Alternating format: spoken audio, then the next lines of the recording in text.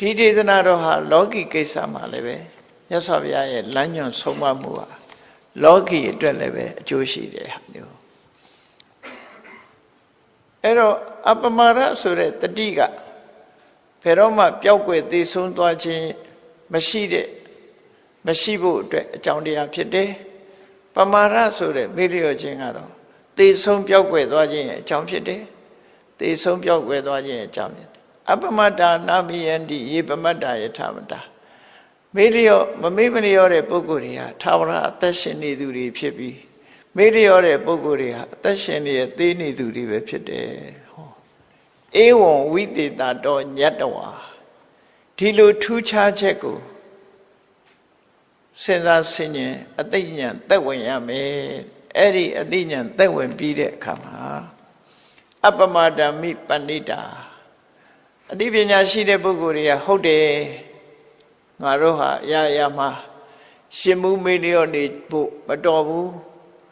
တတိရှိနဲ့အသိရှိနဲ့တို့တွေကြိုးစားအထောက်အမှားဆိုပြီးတော့အပမာရဆိုတဲ့တတိနဲ့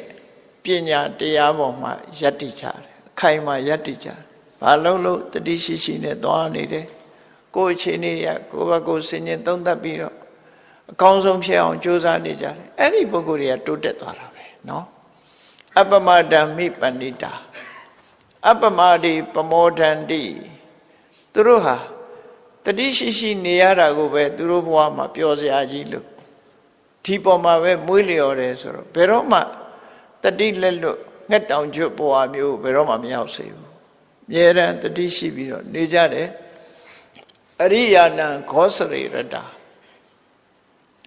လောကမှာအစင်းမြင့်ပြီးတော့လူတော်လူကောင်းတွေရဲ့ကိုချင်းတရားတွေပေါ်မှာသူတို့ဟာအခိုင်အမာယက်တည်ပြီးပျော်မွေ့နေကြတာဖြစ်တယ်အပမာရရှိလာပြီဆိုလို့ရှိရင်အပမာရရှိသူနဲ့မရှိသူတို့ရဲ့ထူးခြားချက်ကိုကောင်းကောင်းကြီးသဘောပေါက်တယ်ဘယ်လိုလဲဆိုတော့မေ့လျော့နေတဲ့ပုဂ္ဂိုလ်တွေဟာတော့အသက်ရှင်နေရဲ့တည်ဆုံးနေသူတွေပဲဂုံအားဖြင့်လဲသူတို့ဟာပေါ်လွင်လာကြတာမဟုတ်ဘူးဂုံသိက္ခာအားဖြင့်လဲထင်ရှားပေါ်လွင်မှုမရှိကြဘူးအပမာရလို့ဆိုတဲ့တတိရှိနဲ့ဆင်ញတုံတရားရှိနဲ့ကျိုးပန်းအထုတ်တဲ့ပုဂ္ဂိုလ်တွေကတော့သေသွားတောင်မှသူတို့နာမည်ကိုဘယ်သူမှမမေ့ကြဘူးသူတို့ဟာသေသွားတောင်အသက်ရှင်နေတဲ့ပုဂ္ဂိုလ်တွေတို့